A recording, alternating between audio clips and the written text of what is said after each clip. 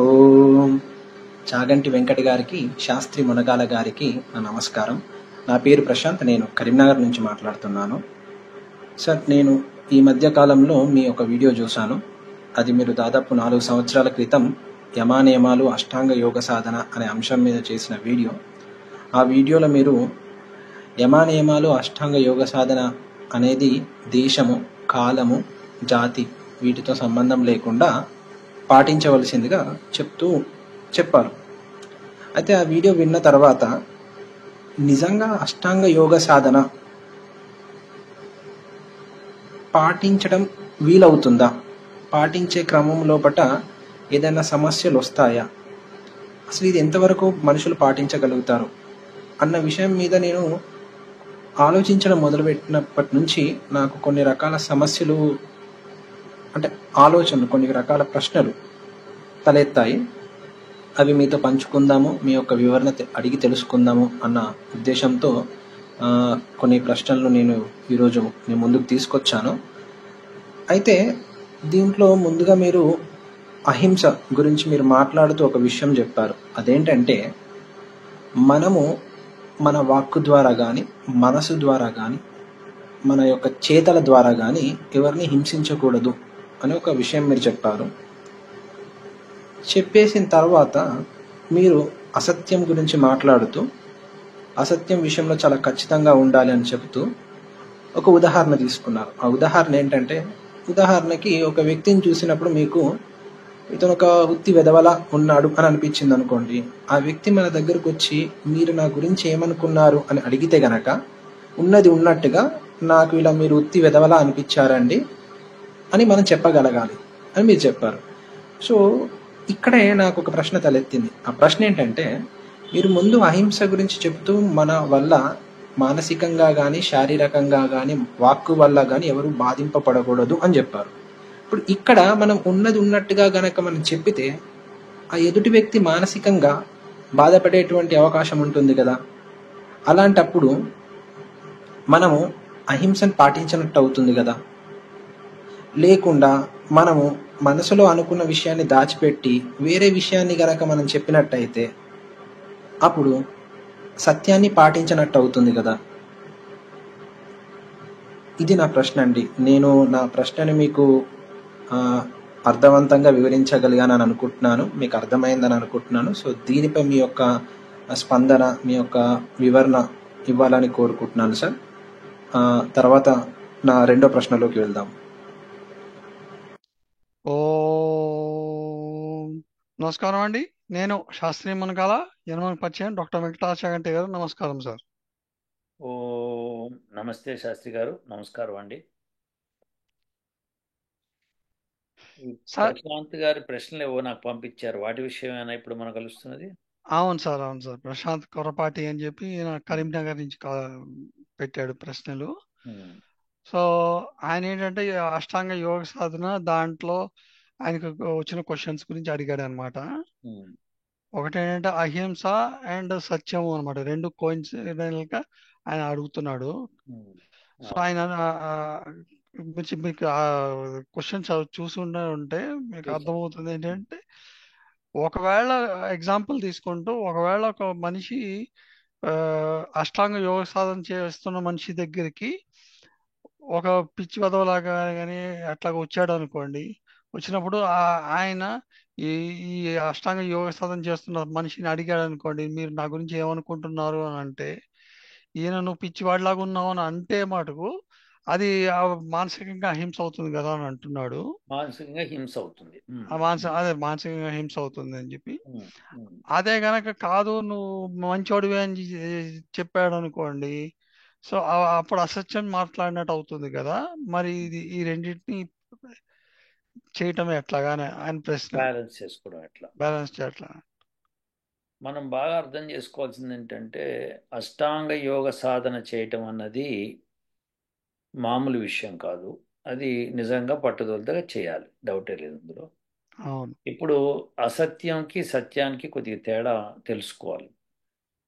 అవును. ప్రపంచంలో అందరికీ నష్టమయ్యేది సత్యమైనా కానీ అసత్యమే అంటాడు. ప్రపంచంలో అందరికీ నష్టమే. అంటే నష్టమై. సొసైటీకి నష్టమైన విషయము అది సత్యమైన అసత్యమే అంట. ఉమ్, ఇప్పుడు ఫర్ ఎగ్జాంపుల్ హిండెన్బర్గ్ వాడు అదానీ గురించి ఒక ప్రకటన చేశాడు. అవును. ఫస్ట్ ప్రకటన చేసి అదానీ షేర్స్ అన్ని పడిపోయేటట్టు చేశాడు. ఇంతకు ముందు కదా అది. ఫస్ట్ ఆ, అవును. చేసినప్పుడు అనేక మంది లక్షలు కోట్లు నష్టపోయారు. ఉమ్, దీన్ని అసత్యం అనాల్సి వస్తుంది, సత్యమైనా కానీ. ఉమ్. అంటే అది అసత్యం కాబట్టే కదా సార్ అది. ఆహా, అది సత్యమైనా కానీ అసత్యం అనాల్సి వస్తుంది అంటున్నా నేను. ఉమ్, ఒకవేళ అదాని నిజంగానే నష్టపరిచాడు అనుకున్నా దాన్ని ఉమ్, అసత్యమే అనాల్సి వస్తుంది. ఉమ్, సో ఇప్పుడు ఏంటంటే అలా కాకుండా నీ సొంత విషయంలో నువ్వేం చెప్పదలుచుకుంటే అది సత్య అసత్యాలు సంబంధించి. ఉమ్, ఇప్పుడు భూకంపం వచ్చింది, భూకంపం వచ్చిందని చెప్తాం, వచ్చింది అని చెప్తాం, అది అయిపోయింది కాబట్టి. భూకంపం రాబోతోంది, మీరందరూ ఇక్కడి నుంచి ఖాళీ చేసి వెళ్ళండి, ఇది సత్యమే. అది వాళ్ళకి భయపెట్టి ఇది చేసినా అది సత్యం. ఉమ్. కానీ ఇందాక హిండెన్బర్గ్ ఎగ్జాంపుల్ చెప్పాను చూసారా, అది మటుకు అది హిండెన్బర్గ్ గ్రూప్ వాళ్ళు అదాని విషయంలో నిజంగా కనుక్కున్నా కానీ వాళ్ళలా అనౌన్స్ చేయడం మూలంగా కొన్ని లక్షల మంది భారీగా నష్టపోయారు. అవును. సో దాని మూలంగా అది అసత్యమై కూర్చుంది, సత్యం కాకుండా. ఉమ్. ఉం. ఇది మనం బాగా గుర్తుపెట్టుకోవాలన్నమాట. సత్య అసత్యాలకి వ్యత్యాసం ఇది. ఇప్పుడు ఈయనిచ్చే ఎగ్జాంపుల్లో దాన్ని ఎట్లా మరి? చెప్తాను, దాన్ని యా. చెప్తాను. ఇప్పుడు మన ఉం, శంకరాచార్యులు, ఎవరు, పూరి శంకరాచార్యులు, వారు ఏమన్నారంటే ఒక వ్యక్తి దొంగ పరిగెట్టుకుంటూ మీ వైపు వచ్చాడు, వచ్చి దాక్కున్నాడు. పోలీసుడు అటువైపు వచ్చి అడిగాడు, ఇక్కడ ఏమన్నా పారిపోవడం చూసావా అంటే, ఆ చూశాను, అక్కడ ఉన్నాడని చెప్పడం సత్యం అవుతుంది. ఉమ్, అలా కాకుండా ఒక మంచి వ్యక్తి అక్కడి నుంచి పరిగెత్తుకుంటూ వస్తున్నాడు, నన్ను ఎవడో చంపడానికి వస్తున్నాడు, దయచేసి నన్ను దాచిపెట్టని చెప్పి దాక్కున్నాడు అనుకున్నా. ఉమ్. అప్పుడు ఆ చెడ్డవాడు వెనకాల పడినవాడు వచ్చాడు, నువ్వెవరు నన్ను చూసావా ఇటు పారిపోవడం అంటే, చూసినా కానీ చూడలేదని చెప్పటమే సత్యం అవుతుంది. ఓ, సో అర్థమైంది, అర్థం. మంచిని రక్షించటం కోసము చెప్పే అబద్ధం కూడా సత్యమే అవుతుంది. ఉమ్, సో ఇది మనము ఈ యొక్క తేడా తెలుసుకోవాలి సత్య అసత్యాల గురించి. సో ఇప్పుడు ఈయన ఇచ్చిన ఎగ్జాంపుల్ ఒకటి చూద్దాం. ఈయనేమన్నాడంటే ఒక వెధవ, అంటే ఒక దుర్మార్గుడు ఉమ్, ఒక యోగి దగ్గరికి వచ్చి నా గురించి మీరు ఏమనుకుంటున్నారు అని అడిగినప్పుడు ఆ యోగికి అతని గురించి పూర్తి సత్యం తెలుసు అనుకుంది. ఉమ్, తెలిసినప్పుడు నువ్వు ఇలాంటి వెధవ్వి, నువ్వు ఇలాంటి వెధవేషాలు వేసావని చెప్పడంలో సత్యమే అవుతుంది. అవును. ఎందుకంటే అతనికి హింస అవ్వదు అతనికి, ఉమ్, ఎందుకంటే వాడు వెధవ కాబట్టి. ఉమ్, వెధవల పట్ల చేయవలసిన కర్తవ్యం అదే. అవును. ఇది అని. అయితే దీనికి కూడా ఒక లక్షణం ఉంది. మూర్ఖుడు అనుకోండి, మంచివాడు అనుకోండి, శ్రేష్ఠుడు అనుకోండి, మూడు రకాలుగా ఉంటారు. అవును. శ్రేష్ఠుడైతే గనక వాడు అడగకపోయినా అభిప్రాయం చెప్పటం మన లక్షణమై ఉండాలి.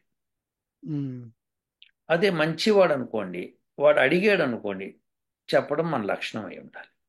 ఉమ్, మూర్ఖుడు అనుకోండి, వాడు అడిగినా చెప్పకూడదు, ఆ, తానులాగా ఉండిపోవాలి. ఇది లక్షణం, సత్యం యొక్క లక్షణం. ఓ, ఓకే. సో దేర్ ఫోర్ ఇప్పుడు ఇతను పరమనీచుడు, నికృష్టుడు వచ్చి నా గురించి నువ్వేమనుకుంటున్నావు అంటే గనక ఇది అని చెప్పడంలోనే సత్యం ఉంటుంది, అవును. అవును. వాడి హింస అవ్వదు. పైగా అలా చెప్పడం మూలంగా ఇలాంటి మహానుభావుడు నా గురించి ఇలా అనుకుంటున్నాడు అంటే అతనిలో మార్పు రావాలి తప్పకుండా. అవును. అవును. సో మార్పుకి కారణమవుతాడు కాబట్టి సత్యమే అవుతుంది, అది ఉమ్, అసత్యం ఎన్నటికీ కాదు. అవును. పైగా యోగి అన్నవాడు యోగి లక్షణాల్లో ఏమీ మాట్లాడకుండా స్థాణువుగా ఉండిపోవడం కూడా సత్యమే అవుతుంది. ఉమ్, నేను చెప్పదలుచుకోలేదు నా అభిప్రాయం, తప్పులేదుగా. అవును. అవును. నువ్వు అడిగావు కాబట్టి నేను చెప్పేస్తాను అంటే ఎట్లా కుదురుతుంది? అవును. ఇక అలాంటప్పుడు యోగి తను ఎప్పుడూ యోగ సాధన చేయలేడు. అవును. కూర్చున్న కొద్దీ వందల మంది వచ్చి నా గురించి చెప్పు, నా గురించి చెప్పు, నా గురించి చెప్తుంటే ఇక అతనికి ఏమి యోగ సాధన చేస్తాడు చెప్పండి? అవును. కాబట్టి అష్టాంగ యోగ సాధన చేసేవాళ్ళు చాలా మటుకు ఏకాంతంలో ఉండాలి. ఉమ్. మీరు అష్టాంగ యోగ సాధన చేసేదే మోక్షం కోసం కదా. అవును. యమ నియమాలు పాటిస్తూ ఉండటం అనేది సామాన్యమైన జీవితంలో కొంత కష్టమైంది, డౌటే లేదు. ఉమ్. కానీ దాన్ని కూడా ఆచితూచి మనం బ్యాలెన్స్ చేసుకుంటూ వెళ్ళటం మంచిది. యా. సో అలా వెళ్తూ వెళ్తూ ఎప్పుడైతే నీకు వాటి మీద పట్టుదల వచ్చి మోక్షానికి ఎట్లన్నా సాధన కావాలనుకున్న వాళ్ళు మీరు ఎప్పుడు కూడా ఈవెన్ హిరణ్యకశ్యపుడు, రావణాసురుడు కూడా రాజమందిరాల్లో యోగం అభ్యసించలేదు కదా. అవును. వాళ్ళు అడవికి వెళ్ళి అభ్యసించారు. గురుకులానికి వెళ్ళారు. అవునా కదా? అవును. వాళ్ళు వెళ్ళింది అడవిలోకి వెళ్ళి తపస్సు కోసం, అడవిలోకే కదా వెళ్ళింది వాళ్ళు. అవును. విశ్వామిత్రులు వారు తపస్సు చేయడానికి అడవికే కదా వెళ్ళింది. అవును. సో అందరూ తపస్సు అంటే ఇప్పుడు ఈ అష్టాంగ యోగ సాధన కోసమే వెళ్తారు అక్కడికి. ఉమ్. ఏకాంత ప్రదేశానికి వెళ్ళటమే లక్షణం అది. సో ఈయన ప్రశ్నకి మనము ఆ, మొదటి ప్రశ్నకి సమాధానం ఇచ్చాను నేను ఇచ్చాం. అనుకుంటున్నాను. అంటే అవును. మీకేమన్నా సమస్యలు ఉంటే ప్రస్తుతం అయితే నాకు లేవు. ఓకే. రెండో ప్రశ్నకి వెళ్దామా మరి? యా. అవును సార్. సార్ ఇంకా అదే విధంగా అసత్యం టాపిక్ మీద మనం మాట్లాడుతూ అష్టాంగ యోగ సాధనలో సో ఇది ఇప్పుడు ఫర్ ఎగ్జాంపుల్ డాక్టర్సే ఉన్నారు అనుకోండి సార్, వాళ్ళకి అప్లికేబుల్ అవుతుందా అంటే ఒక ఉదాహరణ ద్వారా నేను వివరించే ప్రయత్నం చేస్తాను. ఇప్పుడు ఒక డాక్టర్ ఉన్నారు సార్, అతని దగ్గరకు ఒక పేషెంట్ వచ్చాడు అనుకోండి. ఆ పేషెంట్కి అన్ని రకాల టెస్టులు చేసేసిన తర్వాత ఉదాహరణకి అతడు క్యాన్సర్ చివరి స్టేజ్లో ఉన్నాడని తెలిసింది అనుకోండి. అంటే ఇప్పుడు డాక్టర్లు సాధారణంగా ఒక పేషెంట్ యొక్క సివియారిటీని, అనారోగ్య సమస్యని వెంటనే రివీల్ చేయడానికి ఇష్టపడరు. ఎందుకంటే దానివల్ల పేషెంట్ ఎలా తీసుకుంటాడో తీసుకోడో, అతని ఆరోగ్యం పైన ఎలా ఎఫెక్ట్ పడుతుందో అని వాళ్ళు వెంటనే చెప్పరు సాధారణంగా డాక్టర్స్. సో వాళ్ళు ఆ టైంలో పేషెంట్ అడిగినా కూడా పేషెంట్ ఏం చెప్తారని అంటే ఏం లేదండి అంత బాగానే ఉందని చెప్తారు. వాళ్ళ కుటుంబ సభ్యులతో నిజం చెప్తారు, కానీ పేషెంట్కి మాత్రం వెంటనే నిజం చెప్పారు, అంతా బాగానే ఉందని చెప్పి మెల్లిమెల్లిగా సమయం చూసి ఒక రోజు 2 రోజుల తర్వాత నెమ్మదిగా నిదానంగా ఆ పేషెంట్కి వాళ్ళ రియల్ సిచ్యువేషన్ ఏంటి అని చెప్పడం జరుగుతుంది. సో ఇక్కడ కూడా అష్టాంగ యోగ సాధన ఒక డాక్టర్ కనుక పాటించాలి అనుకున్నట్లయితే అతను అసత్యం అనేది చెప్పకూడదు అనే నియమాన్ని కనుక పాటించాల్సి వస్తే అప్పుడు చాలా కష్టం అవుతుంది కదా అనేది నా ప్రశ్న. అంటే ఇప్పుడు ఆ పేషెంట్ ఎవరో ఉన్నారనుకోండి, అతనికి క్యాన్సర్ ఫైనల్ స్టేజ్లో ఉన్నాడనుకోండి, అతను పేషెంట్ అడిగాడు అనుకోండి, ఉత్సాహం ఐ మీన్ తెలుసుకోవాలన్న ఉత్సాహంతో అసలు ఏం జరిగింది నాకని అడుగుతాడు. డాక్టరు అసత్యాన్ని సత్యాన్ని పాటించాలని నియమంతో ఏం లేదండి మీకు క్యాన్సర్ ఫైనల్ స్టేజ్లో ఉన్నారు, మీరు ఆల్మోస్ట్ చచ్చిపోతారండి, ఇంకెక్కువ రోజులు బతకరు అని అలా డైరెక్ట్గా చెప్పడం తప్పు అవుతుంది కదా. సో ఇది కూడా ఒక రియల్ టైం ఎగ్జాంపుల్గా నేను తీసుకొని ఆలోచించినప్పుడు నాకు ఈ రకమైనటువంటి ప్రశ్న వచ్చింది సార్. దీనిపై కూడా మీరు మీ యొక్క అభిప్రాయాన్ని చెప్తారని నేను అనుకుంటున్నాను. సో సార్ రెండో ప్రశ్నలోకి వస్తే ఇప్పుడు ఇది ఆయన ఒక క్లాసిక్ ఎగ్జాంపుల్ డాక్టర్ పేషెంట్ది తీసుకున్నాడు. అందులో ఏమంటాడంటే సపోజ్ పేషెంట్కి క్యాన్సర్ 4th స్టేజ్లో ఉందనుకోండి, ఫైనల్ స్టేజ్లో ఉన్నప్పుడు డాక్టర్ చూసి అండ్ డాక్టర్ ఈ ఆ, ఈ అష్టాంగ యోగ సాధన చేస్తున్నవాడు అయి ఉండుంటే అతను నిజం చెప్పాలా అబద్ధం చెప్పాలా అని చెప్పి నిజం చెబితే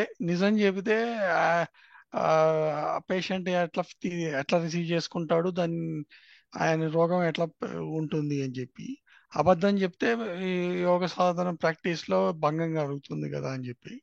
ఎస్. సో అంటే సో మన పాతాళ భైరవి ఎన్టీఆర్ అబద్ధం చెప్పమంటారా నిజం పెట్టమంటారా? సో ఇదైతే ఎట్లా, అంతేనా అవును. కదా? అంటే అవును. మొట్టమొదట ఆయన స్టార్టింగ్ చేసిందే యోగ సాధనలో ఇన్ని కష్టాలు ఉంటాయి కదా అని చెప్పి స్టార్ట్ చేసి ప్రశ్నలు అడుగుతున్నాడు. అవును. అవును. సో దీనికి సమాధానం చెప్పుకుందాం. ఇప్పుడు మీరేమంటారు శాస్త్రి గారు? ఇప్పుడు డాక్టర్ పేషెంట్కి నా దృష్టిలో చెప్పాలి కానీ అంటే మీరు అష్టాంగ యోగ సాధన చేస్తే ఆ లౌకికం కూడా వచ్చేస్తుంది. సో అశ్వత్థామ హతకుంజర లాగా అట్లా నిదానంగా చెప్తే బెటర్, బా చెప్తారు. ఎందుకంటే అది యోగ సాధనలో ప్రాక్టీస్లో అది ఆటోమేటిక్గా వస్తుంది. సో అందుకని అట్లా ఆ విధంగా చెప్పి పేషెంట్ ప్రిపేర్ చేసి స్లోగా చెప్తాడు అని నా ఉద్దేశం సార్. కరెక్ట్. కరెక్ట్. సో ఇప్పుడంటే యోగ సాధనలో డాక్టర్ చెప్పేయాలంటారు, అంతేనా? అవును సార్. ఓకే, చెప్పేస్తే మరి హింస అవుతుంది కదా పేషెంట్కి. యోగ సాధన అంటే హింస ఎట్లా అవుతుంది సార్? ఆయన రోగం చెప్తున్నాడు కదా సార్. ఆయన ఇప్పుడు ఆయన లేనిది చెప్తుంటుంటే హింస అవుతుంది, కానీ ఆయనకు ఉన్నది చెప్తున్నాడు కాబట్టి అది హింస అవ్వదు నా ఉద్దేశంలో. సో ఇప్పుడు మీరు చెప్పింది చాలా మటుకు కరెక్ట్ శాస్త్రి గారు. ఇప్పుడు విషయం ఏంటంటే మనం గుర్తుపెట్టుకోవాల్సింది, డాక్టర్ అష్టాంగ యోగ సాధన చేయగలుగుతాడు ఫస్ట్. అష్టాంగ యోగ సాధన చేసిన వాడికి లక్షణం ఏంటి? లక్షణాలు యమనియమాలు పాటించటం, అంటే అవును. ఆసనం ప్రాణాయామం చేయటం, ప్రత్యాహారము, తర్వాత ధారణ చేయటం, ఉమ్, తర్వాత ధ్యానం, తర్వాత ఇంకా సమాధిలోకి వెళ్తాడు. సో అవును. ఇప్పుడు ఈ యమ నియమాలు పాటించడంలో ఈయన ఉద్యోగం కూడా చేస్తున్నాడు. అవును. సో ఉద్యోగం చేయటంలో యమ నియమాలు పాటించుకుంటూ వెళ్తున్నప్పుడు ఏమవుతుందంటే ఎన్నో సమస్యలు ఎదురవుతాయి. ఉమ్, సో యోగి అన్నవాడు అందుకనే వీటిని వదిలిపెట్టే చేస్తాడు. ఓ యోగి ఓకే. లక్షణం అది కదా. ఇప్పుడు అవన్నీ వదిలిపెట్టే వెళ్ళటానికి కారణం యోగి. ఉమ్, నేను అలా వెళ్తున్నాను అని చెప్పటం, అది అందులో నిష్ణాతుడైన తర్వాత బయటకు ప్రపంచంలోకి రావచ్చు మళ్ళీ. సో యమ ఉమ్, నియమాలు పాటించేప్పుడు ఇప్పుడు ఈ పేషెంట్ విషయం తీసుకుంది. లెట్స్ ఏ డాక్టర్ అయినా సరే ఆయన యమ నియమాలు పాటిస్తూ అన్నీ చేసుకుంటూ వస్తున్నాడు అనుకుందాం. ఇప్పుడు ఈ ఉమ్, సందర్భంలో ఆయన ఏం చేయాలి? అవును. ఎప్పుడూ కూడా రోగికి చెప్పే విధానంలో డిఫరెంట్ వర్షన్స్ ఉండొచ్చు, కానీ చెప్పి తీరాలి. తీరాలి. అవును, చెప్పి ఎగ్జాక్ట్లీ. తీరాల్సింది తను. ఎందుకంటే రోగికి తన రోగాన్ని దాచిపెట్టి చెప్పడం అనేది డాక్టర్ లక్షణం కాకూడదు, కాదు. ఎట్టి అవును. పరిస్థితుల్లో కాకూడదు. అప్పుడే రోగికి తన లక్షణం తెలిసినప్పుడు తను ఏం చేయాలో నిశ్చయించుకుంటాడు. అవును. ఇప్పుడు నువ్వు చనిపోవు, ఓయ్ నీకు జీవితాంతం మంచి జీవితం అని చెప్పావనుకో, ఆ రోగి ఇంకా మసాజ్ చేసుకుంటాడు, ఇంకో గుట్కా తాగుతాడు, ఇంకోటి చేస్తాడు, ఇంకేమైనా చేయొచ్చు. అవును.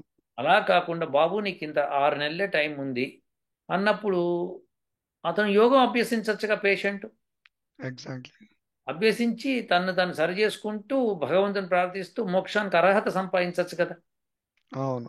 ఎప్పుడూ కూడా తన దగ్గర ఉన్న సత్యం, ఇటువంటి విషయాల్లో సత్యం అయితే చెప్పి తీరాలి.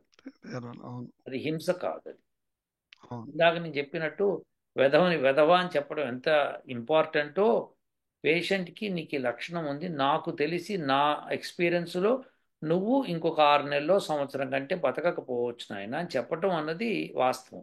వాస్తవం. కానీ అవును. ఇంకా నువ్వు యోగం అభ్యసిస్తే ఇది కూడా చెప్పాలి. యోగం అభ్యసిస్తున్న డాక్టర్గా అని చెప్పాలి, నువ్వు యోగం అభ్యసిస్తే ఇంకా బతికే ఛాన్స్ అయితే ఉంది అవును. అని చెప్పి ఎంకరేజ్ చేసి అతని చేతి చేయించడానికి ప్రయత్నం చేయాలి. చేయాలి. అవును. అదే కదా లక్షణం. అవును. సో అది తప్పకుండా రోగికి సత్యమే చెప్పాలి. అవును. రోగికి తన పరిస్థితి తను తెలవాలి. ఇది బాటమ్ లైన్, ఇంకంతే. అవును. ఎవరికో చుట్టాలకి చెప్తారు, ఈయనకి చెప్పడు, ఇటువంటి ఉండనే ఉండదు. కాన్ఫిడెన్స్లోకి తీసుకోవాలి. మరి నీకు ఇది వచ్చింది, నీకు పెయిన్ ఉంది, మరి ఇలా ఉంది, నీకు క్యాన్సర్ అని తెలుసు, మరి ఇన్నాళ్ళు బతుకుతావు అంటే ఇలాంటి పేషెంట్స్ ఇలా బతుకుతారు ఇంతకాలము. నువ్వు ఎక్కువ అవును. బతికే ఛాన్స్ ఉండొచ్చు, ఈ లోపల మందు వచ్చే ఛాన్స్ ఉండొచ్చు, నువ్వు బతకొచ్చు మళ్ళీ. అవును. ఏమన్నా చేయొచ్చు, ఏమన్నా కావచ్చు. అంటారు చూసారు, ఏమో గుర్రం ఎగరాను వచ్చని. కరెక్ట్. అది కూడా చెప్పాలి కదా. మరి యోగి అన్నవాడికి ఆ సత్యం కూడా తెలుసు కదా. సడన్ గా దానికి మందు ఎవడైనా కనిపెట్టాడు అనుకోండి, అప్పుడు అది పనికి వస్తే అతను బతుకుతాడు కదా. Exactly. So that's it's possible. So there four ఆ సత్యాన్ని చెప్పి తీరాలి. అవును. చెప్పకుండా ఆపి ఇంకా లాస్ట్ మినిట్లో ఇక నువ్వు పోతున్నావు అంటే అతను ఏం చేయలేకుండా, యోగ సాధన కూడా చేయలేకుండా, పరమాత్మని ధ్యానం కూడా చేసుకోలేకుండా బతికేస్తాడు కదా అంతకాలం. మరి అది అవును. తప్పవుతుంది కదా. భగవంతుని ప్రార్థించు నువ్వు, ఇక నీకు సమయం ఆసన్నమైందంటే ఇంకా మంచిది కదా. అవును. కాబట్టి ఈయన రెండో ప్రశ్న కూడా మనం సమాధానం ఇచ్చామని అనుకుంటున్నాం. ఎస్. ఎస్. సో మూడో ప్రశ్నకి వెళ్దాం శాస్త్రి గారు. Yes sir.